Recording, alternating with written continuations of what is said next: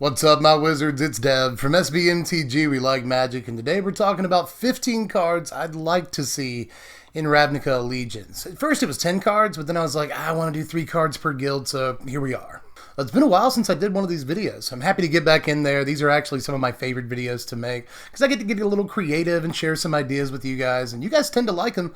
They're usually some of my most popular videos, and I suspect that's because you like to go to the comments section and just let me have it, which I fully encourage you to do. I am not a professional game designer, so some of these cards are going to be either bad or in most cases like just broken, and you guys really like to tell me how bad my cards are, and so I suspect that's a big reason why you like it too. But you also get to go down there and share some of your ideas, what cards you'd like to see, what ideas and mechanics you'd like to see implemented.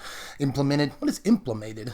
Anyway, it's just a good time in general, I think, for us as a community to get together and discuss some expectations for this next set in general. And remember, making cards is like a pillar of being a Magic player, you make decks, you make cards, you make friends. But anyway, let's get started with the Gruul clan here. Green, red, a lot of people super excited about it. It's already a decent deck. It shows up in the MTGO League results even without the lands or a whole set worth of cards designed around it. Like, it's already a fine deck, so it only stands to get way better once Allegiances come out. So let's go ahead and see what we've got in store with the Gruul clan, starting with a new mechanic that we're trying out. There's 3 new mechanics I want to see in this video, and honestly, 2 of them are broken, but I think, to be straightforward with you, but this first ability is actually just super simple, and it's something I'm surprised that for 25 years of Magic we haven't seen yet, and that's the ornery ability. It's a word that we use, in the South, that basically just means like someone who's really, really mean, like they have a special energy about their meanness. And that's sort of the thematic flavor that I'm using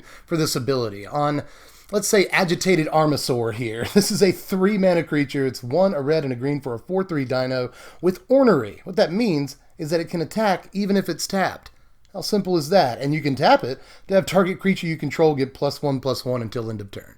I imagine that if an ability like this existed, a lot of the creatures that had the ability would have some sort of tap effect. This one is pretty simple, straightforward, but it's obviously got pretty juiced stats. 3 mana 4/3 is at least decent already. Plus, it basically brings 5 power onto the battlefield with it once it can start attacking. Of course, it's really susceptible to removal. You gotta wait a whole turn before it actually does anything, so there's plenty of traditional checks on a creature like this, and most creatures that would have this ability, unless, of course, they had haste. But even if a creature had an ability like this and didn't have an activated ability that forced it to tap or something, it would still work really well with the Convoke mechanic from the Selesnya Guild. And I kind of like the idea of whatever they do. I doubt they're going to implement any of my ideas. Just every once in a while you get lucky and you nail a card that makes you feel really good, but usually that does not happen, and I highly doubt it will happen with the cards, much less the mechanics that I've mapped out. So I doubt it'll happen, but if they do implement new mechanics, which they're bound to in Ravnica Allegiances, then I hope they have some sort of sideways synergy with the abilities from Guilds of Ravnica, and this would be a good example. And there's lots of stuff you could do with this, Irritable Elves. This is just a 2-mana creature. It's a 2/2, and it taps for red or green. Simple, and you're done. And I really don't think that a card like this is broken or anything. Tap it for mana and attack with it. That is exactly what Gruul wants to be doing. You get mana production, but you don't sacrifice your attack step. And I know that seems really, really, really good, but still, creature's only 2 toughness. Really, really removable, 2 mana dorks aren't exactly the best thing in the world anyway, but at least this one can attack as well, and I don't think that it would be that busted. It's just sort of a pseudo version of Vigilance that allows it to convoke or use one of its activated abilities and still get in for 2 damage, and I actually don't think that's super busted or anything. But don't worry, not every new card is going to feature new mechanics or anything. I've got a couple of ideas aside from that. So, as far as the Gruul clan goes, one thing we need is a big, stupid, legendary creature that does something awesome, I guess every guild does that, but the Gruul needs it specifically because they like big, dumb creatures. So, with that in mind, let's check out Creature, Gruul Beastmaster. This is 5 mana, 3, a red and a green for a 5/5 legendary human warrior with trample. And whenever you cast a creature spell, you may search your library for a creature card with the same name as that spell, reveal it, put it into your hand. Shuffle your library afterwards. So all of your creatures after you play this guy would be like pseudo Squadron Hawks, which seems really good, right? And it is. Trust me, this would be a very good card. It's just like guaranteed card advantage as long as you can cast a creature. And you can cast more of that creature over and over and stack Lord abilities and Anthem effects and stuff. Yeah, that would be pretty good. Don't get me wrong, but I don't think it would be too good for competitive Magic. This doesn't do anything the turn you play it. It costs a huge mana investment for what it's worth, and it's pretty killable by a variety of removal spells in the format, so I actually don't think that this is too powerful to actually see print at some point. And it would be a great way for, aggressive decks. They still have to play a 5-drop. They can't be too aggressive, but aggressive creature-based decks to get a little gas in the late game. A lot of gas, as a matter of fact. So again, I don't specifically want to see this, but I do want to see a card like this that allows aggressive decks to have that ability. And that's going to be true of most of the cards I talk about. Like I said with that new mechanic, Ornery, I don't necessarily want to see that, but I do want to see mechanics that have synergy with mechanics from Guilds of Ravnica. So again, that's kind of what I most want to communicate here, is not that I want to see these exact things, but they are takes on, concepts that I'd like to explore. That's all I got for the Gruul Guild. Let's move into the complete opposite of Gruul, which is Azorius, as far as I'm concerned. People are a little apprehensive about the Azorius Guild because they think that it might push Teferi and other blue-white cards and strategies sort of, into the stratosphere. That said, I am mostly focusing on some sort of control-based cards that I want to see. Azorius has always been more of a spell-based guild to me, with a little bit of tricks here and there, some stuff with its creatures, but I mostly want to see control-y cards out of Azorius, so that's mostly what I've made here. Starting with Metabolize. Metabolize is just 3 mana, 1 a white and a blue for an instant. Counter target spell, you gain 2 life. So this is just really an analog to Ionize from the Izzet Guild, and it's kind of a rework of Absorb from like way back in the day. The mana requirements are slightly less restrictive than Absorb, but it gains you less life, so there's that. I would like to see this spell terribly. I know that it's super simple in concept, but I think that it would actually help out blue-white immensely right now, just to have a counterspell that gains you back a little bit of life. It's not quite a fog effect or anything, but it definitely negates almost all of the damage your aggro opponent was able to do to you in the first turn or two of the game, and that's going to make a huge difference for control decks. I don't know that this card's going to exist, but I will say, of all the cards that I've made for this video, I think this one has one of the greater chances of actually existing. So I should balance that out with a card that has like no chance of existing. So what I'm going to show you now is Commutation for the Azorius Guild. This is a white and 2 blue for an instant. Return target spell, non-land permanent, or exiled card to its owner's hand. Now it's that last bit that'll make sure this card never sees print, but I do think that we need to do some more with, the exile zone. And of course, exile is supposed to be like, this card can never come back ever, and there's no hope of it ever coming back. Don't even think about it coming back. That's sort of the purpose of the exile zone. But a couple of sets ago, we saw with the Eldrazi thing that allowed you to take Eldrazi out of exile. And I'd like to see them expand a little bit more on that. But I think that a card that does something like that is going to have to do more. It's just an extremely specialized card that might see its way into sideboards were it to actually exist, if that's all it did was pluck a card from exile. But a card like this is obviously like 1,000 times more flexible, despite the fact that the casting cost isn't very flexible. Something has to be restrictive about it, and that's why the casting cost is the way it is.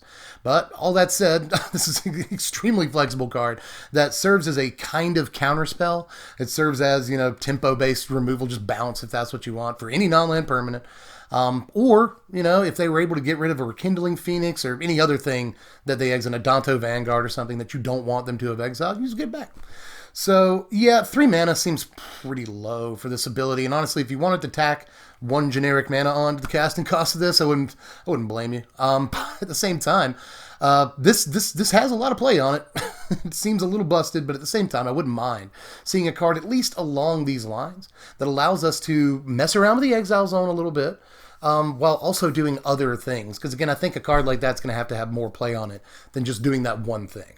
Now, something else I'd like the Azorius Guild to get is a good mill card. Now, I know we've got Drowned Secrets, Psychic Corrosion, we've got Patient Rebuilding in this format. If you want to build mill on a casual level, you absolutely can, but I want to push mill a little bit over the top, and I think I know how to do it without it being too broken, but I imagine some people are going to think this is a little broken. But let's check the card out.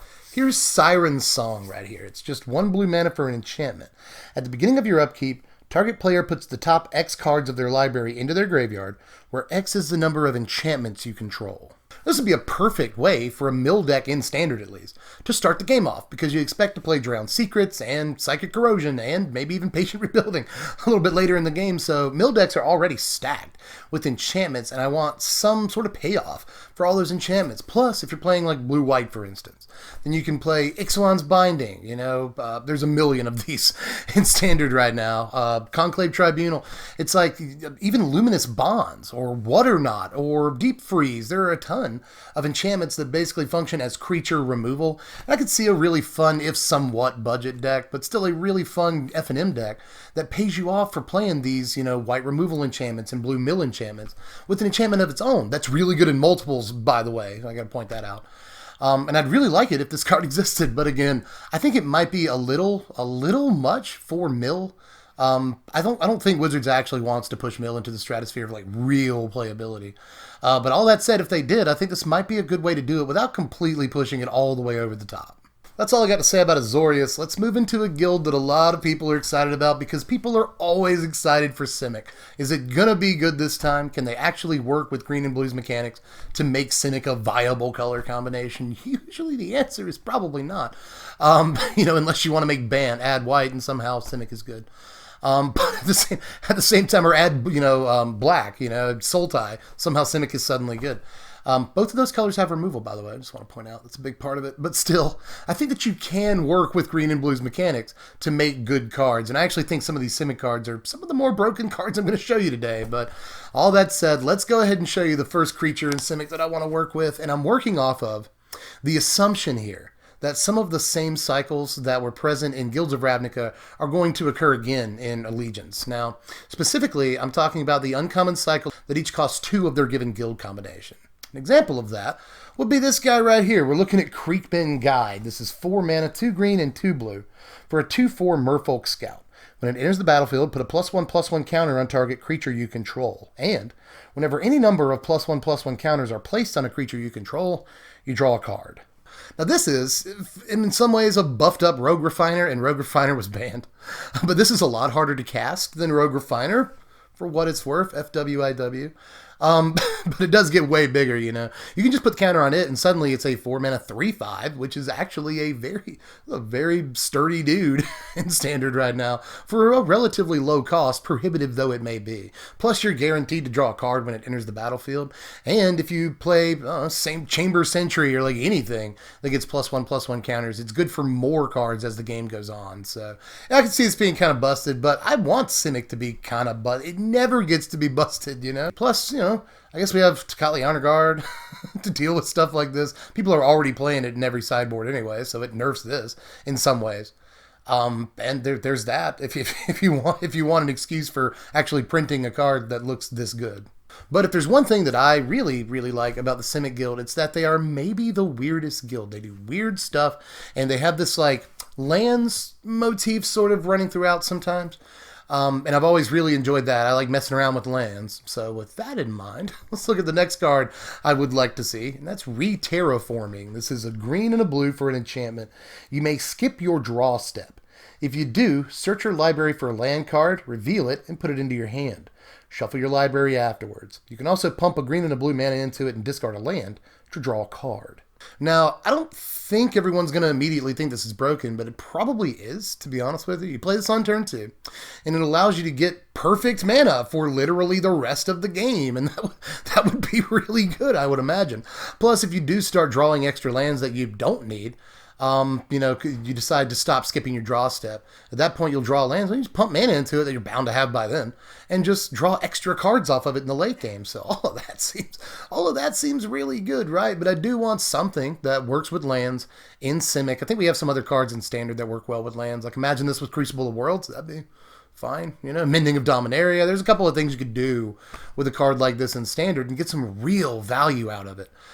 That said, I think that the land to turn engine is probably a little bit too much, but I wouldn't mind seeing some take or another on this. And if we got exactly this, it would see a ton of play, and I would love to see a do-nothing Simic enchantment. At least it does nothing to turn you play it. see some play. That's a good world to live in. I'd really like a lands matter deck in standard. This would go a long way towards making that happen. I just want something sort of like this, even if it's not get perfect mana every turn after your second turn. That's probably too good. But what I'd like Simic to get most is a Planeswalker, actually. We just had the blue-green Nissa, and she was actually pretty good. She saw more and more play as time went on. But if any color combination gets a Planeswalker, I actually probably want it to be black-white. We'll get to that. We'll get to black-white in a second at least. But I do want Simic to get a good Planeswalker, and I mostly made the Planeswalker in this video Simic because I wanted to see what we could do with Simic mechanics on a Planeswalker. So, all that said, let's check her out. This is Lucata Simic Planeswalker. Got to come up with a better name than that. It's 3 mana, 1 a green and a blue. That's right, I want a 3 mana walker too, by the way. I want to point that out.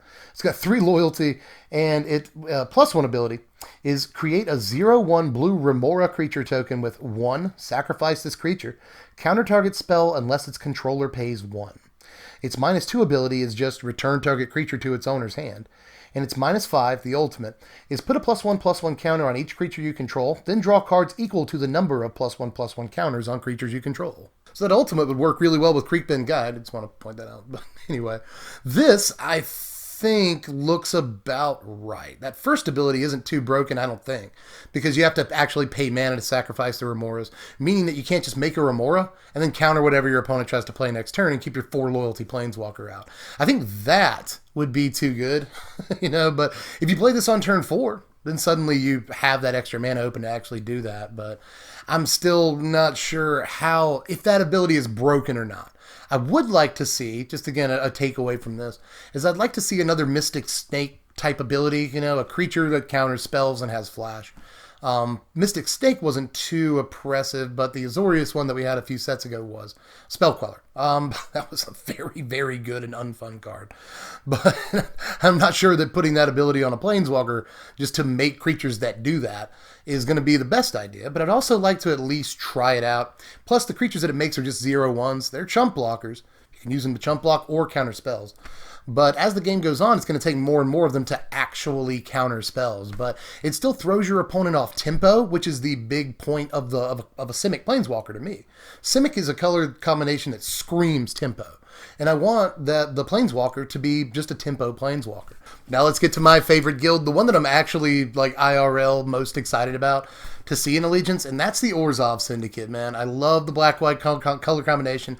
Always have, you get good creatures, you get good removal, you get discard effects. It's just, you get all the best stuff. Why don't people like Orzhov more? Which I think people actually do love Orzhov. Let me just put that out there. But anyway, we got to do something cool with Orzhov, and I'd like to see a return to form for Orzhov Syndicate as a kind of aristocracy type guild, So with that in mind, I've created a couple of cards that are very aristocrats oriented. The first being Sanctuary Creeper, which we'll see a new mechanic on. This is 3 mana, 1 a black and a white for a 1/2 Vampire Spirit Cleric. Why can't vampires also be ghosts? Why can't there be ghost vampires? Is all I'm going to say. But anyway, this has Bloodline. When this creature enters the battlefield, you may exile any number of creatures from your graveyard. Put a +1/+1 counter on this creature for each creature exiled this way. And whenever another creature you control dies or leaves your graveyard, each opponent loses 1 life and you gain 1 life. I'm going to tell you straight up, I believe this is the most broken card in the entire video. And that there's no way it could ever exist. Because it's kind of like a Lotless Giant that doesn't cost 1 billion mana. If you get this late in the game, you can just make it a huge guy. I actually originally had this as a flying lifelink guy. But that would just be, that's absurd. As it is, a 3 mana 1/2 is never where anybody wants to be, and you'll almost never play this on curve. Because it's just going to be like a 3 mana 2/3, but it still serves as your Blood Artist or your Zulaport Cutthroat with a little bit of extra value, and I actually think that's the most problematic aspect of the card, is the fact that whenever a creature leaves your graveyard, you hit them for, a life, and you gain a life. That is probably too good. Because late in the game, you could, just play another creature with Bloodline and exile 10 guys from your graveyard and just kill them all in one shot. You could Silent Gravestone yourself or something. I don't know. Maybe that's just opponents. I'm not quite sure. But Silent Gravestone, Sentinel Totem, something that allows you to remove your graveyard too. Whichever one it is. And at that point, you could just, not even play a creature with Bloodline. You could just exile your whole graveyard and hit him for 15. And that does seem problematic. But it also seems like it would take ridiculous amounts of setup, you know, like you wouldn't actually be able to do something like that until turn 6 or 7, by which point a lot of standard decks have you dead to rights anyway, and there's plenty of control things they could do to keep you from actually popping off. So I'm just not sure this is actually as broken as I want it to be, but it might be super broken, and I want to make that caveat. Plus, this would work really well with stuff like Stitcher's Supplier, Glowspore Shaman, Plague Crafter, even, you know, any creature that puts itself into the graveyard. So this would have a lot of play in this format, no doubt, but the big takeaway here is that I want aristocrats to be a real thing again, and we need blood artisty creatures for that to actually work. Now, I've prepared multiple examples for this mechanic and this aristocrat's idea, you know, the second of which is Caustic Carrion. This is 2 mana for a 1/1 skeleton cleric with bloodline, and you sacrifice another creature to draw a card and lose a life. Now, this is also busted. You know, free sacrifice to draw a card is good. That is probably too good, especially on a 2 mana guy. But if he comes down on turn 4, suddenly he's like a 4/4. If you Stitcher Supplier Glowspore into this guy, he can actually be enormous and have a really, really good ability that fuels later bloodline stuff, you know? So I think that this is probably a little bit busted, but I just really want to hammer home that I want not only a blood artist type creature that gives you some sort of dies trigger or benefit for your creatures going to the graveyard, but we also have to have a sacrifice outlet. And a lot of the sacrifice outlets that we have currently in Standard just don't really cut the mustard. I want a really good one for a very low investment, and this is that, to say the least. I think we could tame the ability a little bit, but of course, the way we've got it mapped out here, you can't sacrifice too many creatures because you'll kill yourself. But of course, if you've got a Sanctuary Creeper in play, you gain a life for each creature that leaves your graveyard or dies, so that offsets this. And there definitely would be ways in an Aristocrat's deck to combo off and offset this lose a life ability. Plus, you've got Midnight Reaper, I guess, if you wanted to double up on this ability, but still, I doubt that this card will exist. But my point here is that I want a sacrifice outlet and a blood artist. I want those cards, you know, reimagined no matter what. And even if my cards are a little bit too busted to actually exist in this vein, you know, I still want cards like them. But we've still got a third slot for the Orzhov Syndicate here, and I have taken the template, another template that is almost sure to, you know, reoccur in Allegiance, and I've applied it here, and that is the split cards. You know, all 5 guilds got a few of these, you know, got 2 apiece in the first set, and I'm pretty sure that they'll all get 2 apiece in the next set. So I wanted to take a look at what one of these cards might end up looking like. And that led me to Remove, Remake. Why don't we just name a card Remove? We call it Removal, just because name a card Remove. Anyway, Remove is, you know, 2 hybrid mana, both black and white, for a sorcery, destroy target planeswalker. Just destroy a planeswalker. And Remake is 5 mana, 3 black and a white for a sorcery. Return target creature or planeswalker from your graveyard to the battlefield.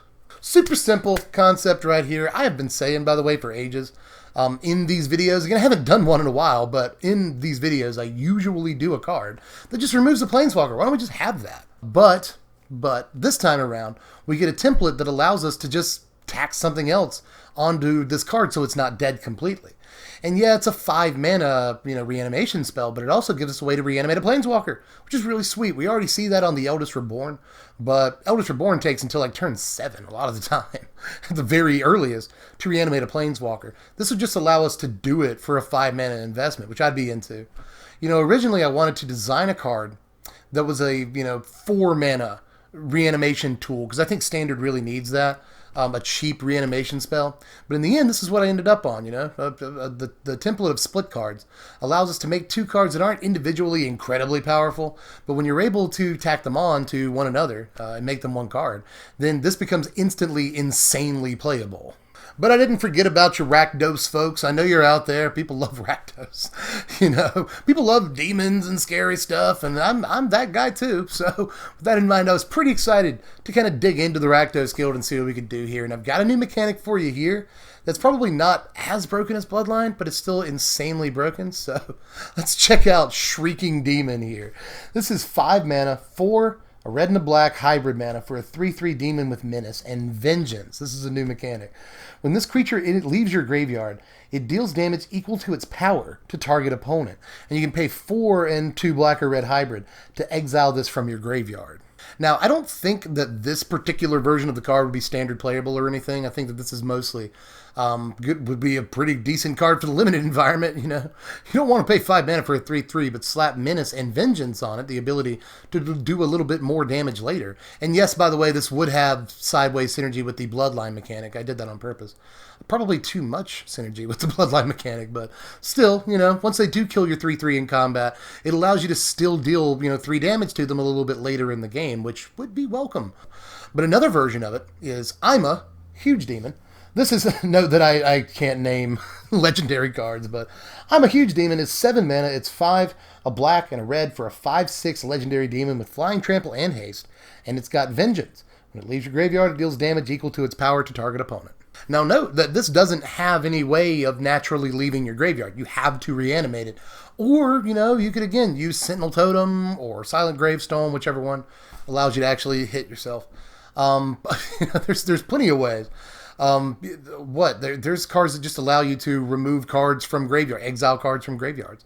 And this ability would work really well with those cards as well. So again, I think this is a little bit busted to just, reanimate this and automatically hit them for 5.